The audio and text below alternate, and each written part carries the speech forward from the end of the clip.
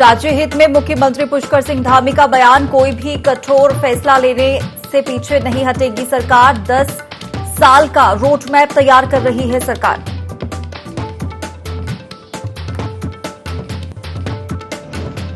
पर्यटन मंत्री ने पिंडारी ग्लेशियर ट्रैक और बागची बुग्याल ट्रक को किया ट्रैक ऑफ द ईयर घोषित। दोनों ट्रकों के लिए ट्रैकिंग दल को किया रवाना। प्रत्येक ट्रैकर को 2000 सब्सिडी देगी सरकार।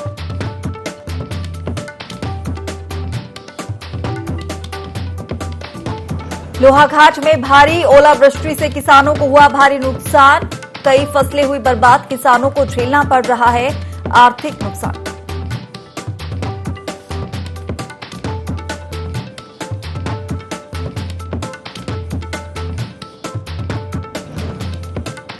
कालाढूंगी में दुग्ध उत्पादकों को सरकार की सौगात। समिति ने दिया बोनस, आगे भी जारी रहेगा सरकार द्वारा दुग्ध उत्पादकों को प्रोत्साहन।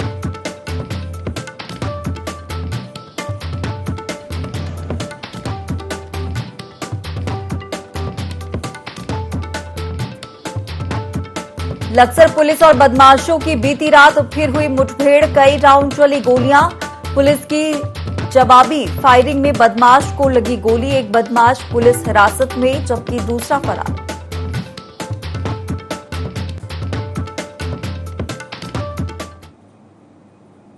नमस्कार, बहुत स्वागत है आपका देवभूमि लाइव के इस खास बुलेटिन में। मैं हूं आपके साथ हिमांशा मेहता। बुलेटिन की शुरुआत करेंगे इस वक्त की बड़ी और अहम खबर के साथ, जो देहरादून से मिल रही है। सीएम पुष्कर सिंह धामी ने बयान दिया है। उन्होंने कहा, किसी भी कठोर फैसले से पीछे सरकार नहीं हटेगी।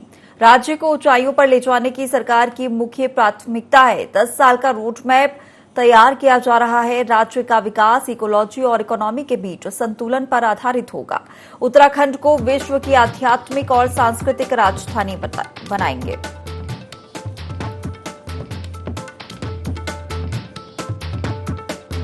मुख्यमंत्री धामी ने कहा है, किसी भी कठोर फैसले को लेने से सरकार पीछे नहीं हटेगी। राज्य को ऊंचाइयों पर ले जाने की सरकार की मुख्य प्राथमिकता है। 10 साल का रोड मैप तैयार किया जा रहा है और उन्होंने कहा कि राज्य का विकास इकोलॉजी और इकोनॉमी के बीच संतुलन पर आधारित होगा। उत्तराखंड को विश्व की आध्यात्मिक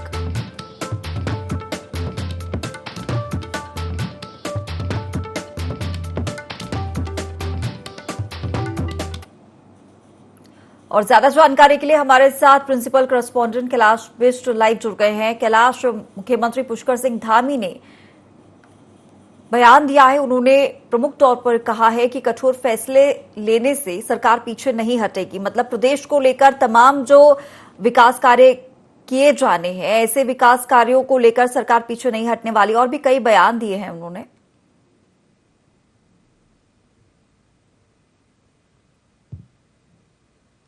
कैलाश, सुन पा रहे हैं? चलिए, शायद आवाज नहीं पहुंच पा रही है। फिर से आपको एक बार बता दें कि सीएम पुष्कर सिंह धामी ने बयान दिया है। उन्होंने कहा कि किसी भी कठोर फैसले लेने से सरकार पीछे नहीं हटेगी। राज्य को ऊंचाइयों पर ले जाने की सरकार की मुख्य प्राथमिकता है।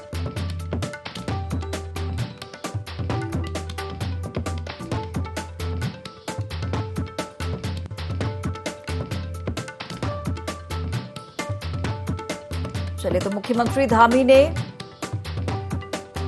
बयान दिया। उन्होंने कहा कि राज्य को ऊंचाइयों पर ले जाने की सरकार की मुख्य प्राथमिकता है। 10 साल का रोड मैप तैयार किया जा रहा है। राज्य का विकास इकोलॉजी और इकोनॉमी के बीच संतुलन पर यह आधारित होगा।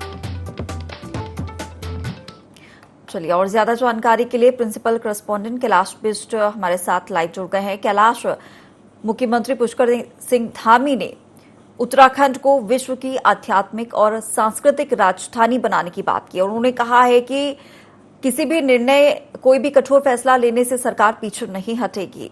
यहां पर विकास कार्यों को लगातार बढ़ावा देने की पहल लगातार मुख्यमंत्री धामी करते आ रहे हैं।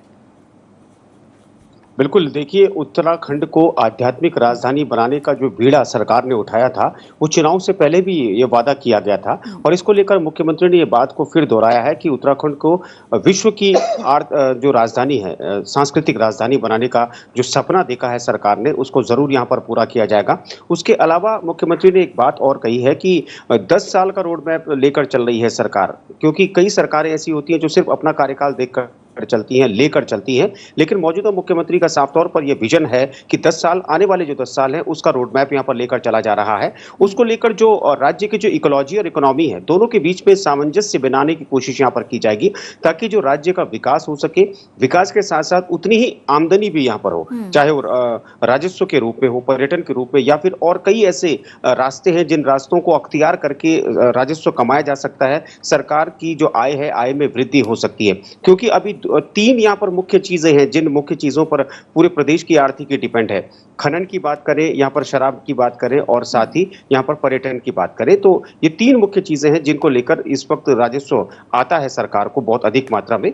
लेकिन सरकार और मुख्यमंत्री का यही फोकस है कि इन 3 चीजों के अलावा इस वक्त कुछ ऐसी स्कीम्स धरातल पर उतारी जाएं ताकि ज्यादा से ज्यादा हर क्षेत्र में यहाँ पर राजस्व प्राप्त हो सरकार को। उसके अलावा जिस तरीके से अगर बात की जाए तो कठोर फैसलों को लेकर भी मुख्यमंत्री ने अपना इशारा किया है कि चाहे कोई भी कठोर फैसला लेना पड़े, किसी भी कठोर फैसले को लेने से सरकार पीछे नहीं हटने वाली है, चाहे कुछ भी हो। अगर बीते दिनों के हम उदाहरणों को अगर हम ले प्रशंसा, तो चाहे वो अंकिता मटर केस हो या फिर जो प्रेमचंद अग्रवाल है कैबिनेट मंत्री, उनके भाई के घर पे जो डकैती हुई थी, उसके अलावा लक्सर में जो पुलिस पार्टी पर जो फायरिंग हुई थी, या फिर उधम सिंह नगर के काशीपुर में जो खनन कारोबारी था, उसकी हत्या कर दी गई थी।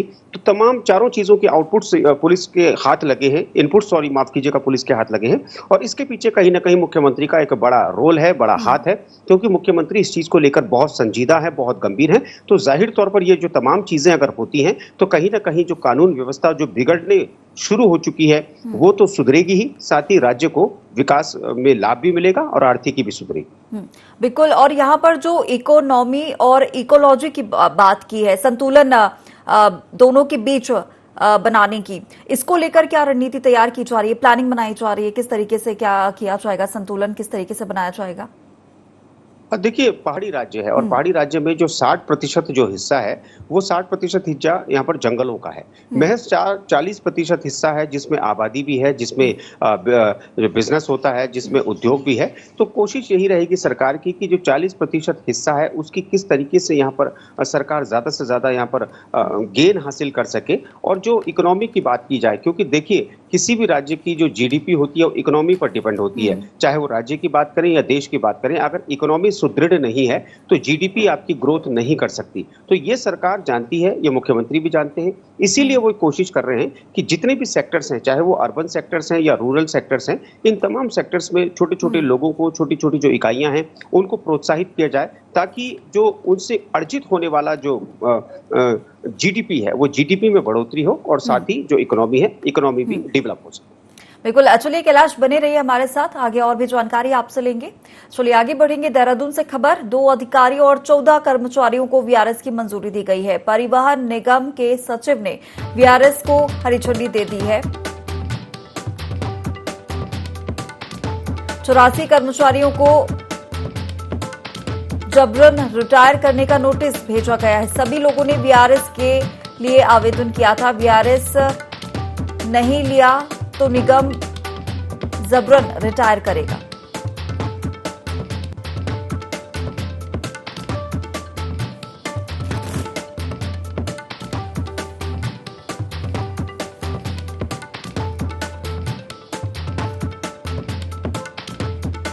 तो परिवहन निगम के सचिव ने वीआरएस को हरी झंडी यहां पर दे दी है। ज्यादा जानकारी के लिए हमारे साथ हमारे प्रिंसिपल करस्पॉन्डेंट कैलाश मिश्र लगातार लाइव बने हुए हैं। कैलाश, 2 अधिकारियों और 14 कर्मचारियों को वीआरएस की मंजूरी दी है और परिवहन निगम के सचिव ने भी इसे हरी झंडी दे दी है। बिल्कुल देखिए, 2 अधिकारी थे और 14 कर्मचारी थे जिन्होंने वीआरएस के लिए अप्लाई किया था और जो परिवहन सचिव है उन्होंने अब इसको मंजूर कर लिया है, हरी झंडी दे दी है और इसका जो शासनादेश माफ कीजिएगा, इसका जो ऑर्डर है उसको शासन को भेज दिया गया है। शासन द्वारा ही यहाँ पर संस्तुति होगी और संस्तुति के बाद जो वीआरएस है, वीआरएस इन लोगों को दे दिया जाएगा।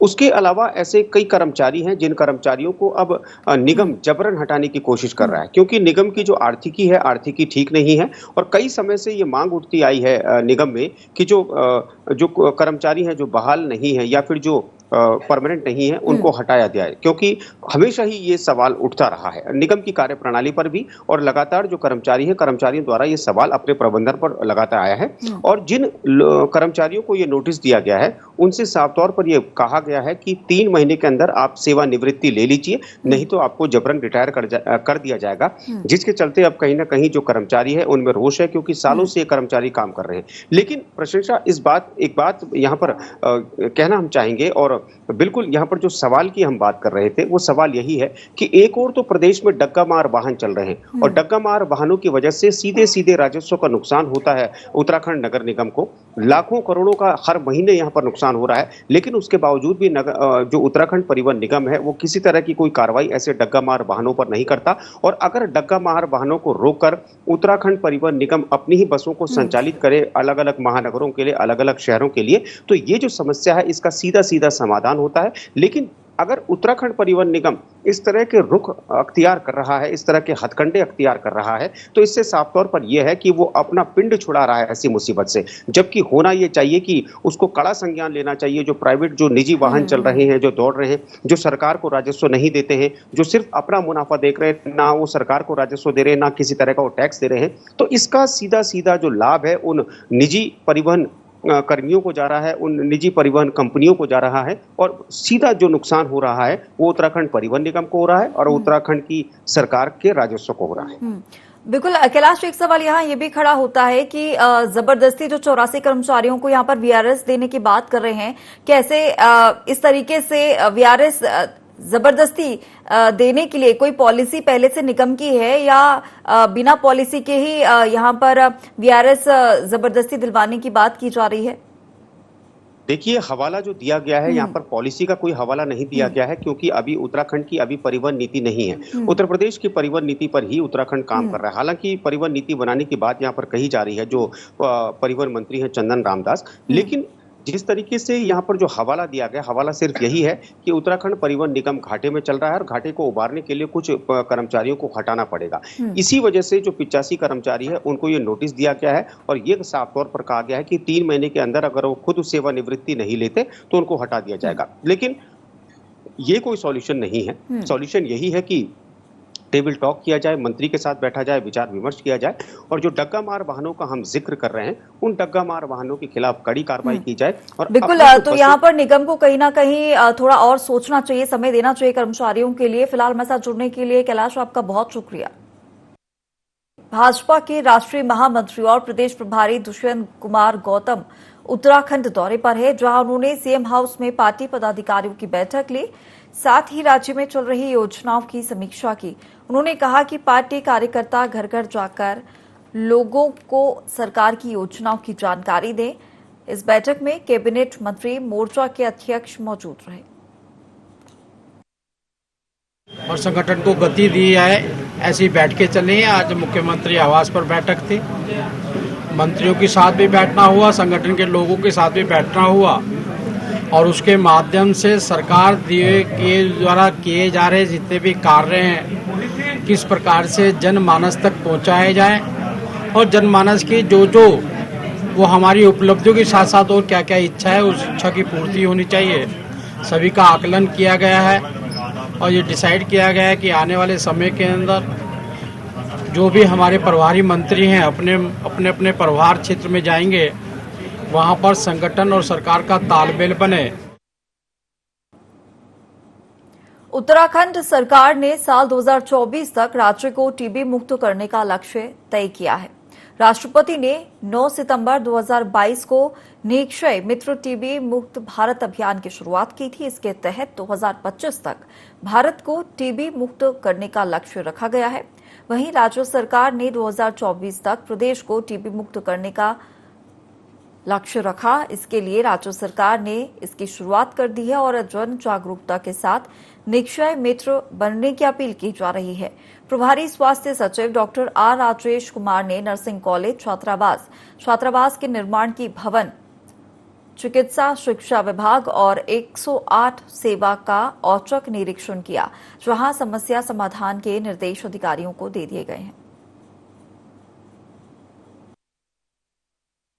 माननीय राष्ट्रपति महोदय द्वारा निक्षय मित्र 2.0 कार्यक्रम का जो है शुभारंभ किया गया था और इसके बाद फिर स्टेट लेवल पे गवर्नर साहब द्वारा, सीएम साहब द्वारा, माननीय स्वास्थ्य मंत्री जी द्वारा जो है निक्षय मित्र के तौर पे टीबी पेशेंट्स को गोद लिया गया है।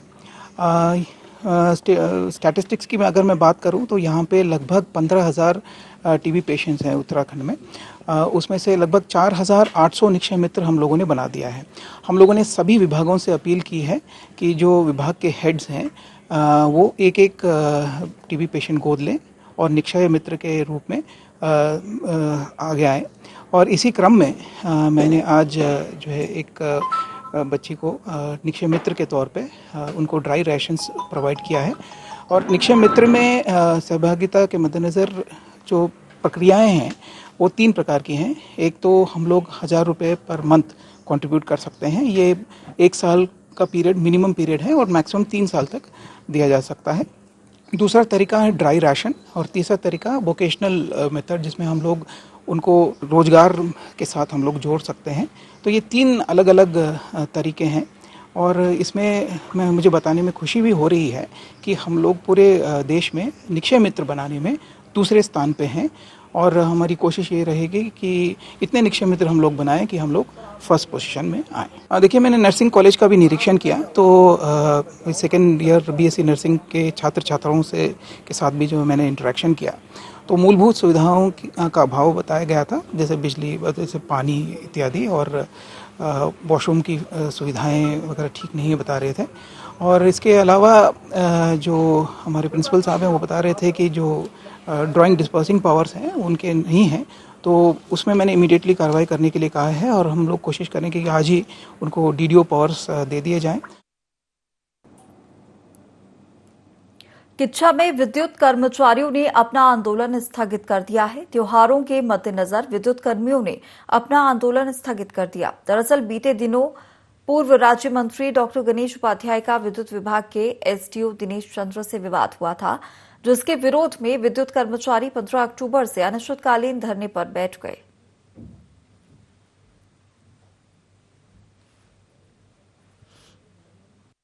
कुछ दिक्कत की वजह से जो है मैनहैंडलिंग हो गई थी, एसडीओ साहब के साथ बदतमीजी हुई, उसकी परिणति जो है ना एफआईआर में हो गई है। प्रशासन अपनी कार्रवाई कर रहा है और त्यौहार को मद्देनजर रखते हुए, क्योंकि हम सब पब्लिक सर्वेंट हैं, पब्लिक को दिक्कत नहीं होनी चाहिए, तो उनके इंटरेस्ट में हमने इनसे अनुरोध किया संयुक्त संघर्ष समिति से कि भाई ये सब परिस्थिति देखते हुए आप धरना स्थगित करने का कष्ट करें। इन्होंने हमारा मान रखा और धरना स्थगित कर दिया। जनहित को ध्यान में रखते हुए, दीपावली जैसे महान पर्व को ध्यान में रखते हुए इस धरने को स्थगित किया गया है, समाप्त नहीं किया गया है। और यदि किसी भी तरह की हमारे कर्मचारियों और अधिकारियों के साथ कोई भी इस बीच अगर घटना घटित होती है, उसके लिए तत्काल संघर्ष समिति ने ऐलान किया है कि बिना किसी नोटिस के यहाँ पर बृहत आंदोलन किया जाएगा पूरे जिले स्तर में। फिर उसके लिए पूरा प्रशासन जिम्मेदार होगा, क्योंकि हम लोग शांतिपूर्वक तरीके से यहाँ पर धरना दे रहे थे। कांग्रेस को आज मल्लिकार्जुन खड़गे के रूप में राष्ट्रीय अध्यक्ष मिल गया है। इसको लेकर कांग्रेसी कार्यकर्ताओं में खासा उत्साह देखा जा रहा है।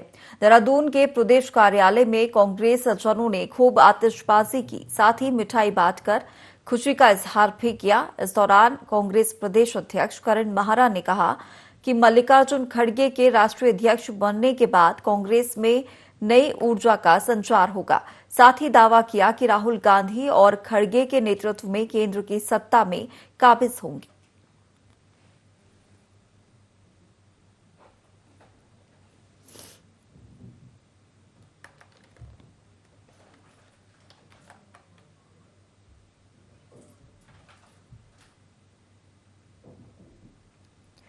बीजेपी प्रदेश प्रभारी दुष्यंत कुमार गौतम ने सीएम धामी की तारीफ की है। उन्होंने कहा कि धामी के नेतृत्व में उत्तराखंड में बेहतरीन काम हो रहा है, सरकार और संगठन में बेहतरीन तालमेल है। उन्होंने आगे कहा कि धामी सरकार के सभी मंत्री अच्छा काम कर रहे हैं। जन सरोकार के लिए धामी सरकार प्रतिबद्ध है। धामी सरकार का हर मंत्री अपने क्षेत्रों में प्रवास करेगा। सरकार के लिए सिर्फ जनता ही प्राथमिकता है।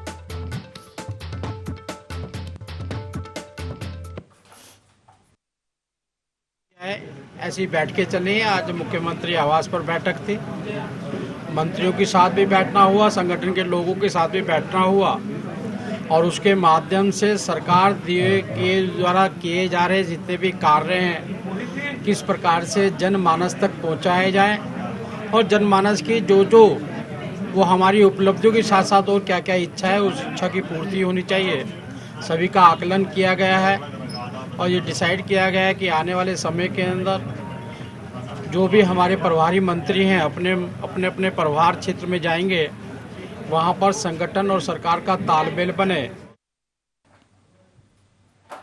देहरादून में दिवाली को लेकर जिला प्रशासन ने तैयारियां पूरी कर ली हैं और इसे लेकर कलेक्टर सोनिका ने अधिकारियों की बैठक ली। बैठक में अधिकारियों को निर्देशित किया गया कि बाजार क्षेत्र में जाम की स्थिति निर्मित न हो, इसकी व्यवस्था की जाए। चिन्हित स्थान में दुकान लगाने, यातायात व्यवस्थित करने सहित तमाम विषयों पर आवश्यक निर्देश दिए गए।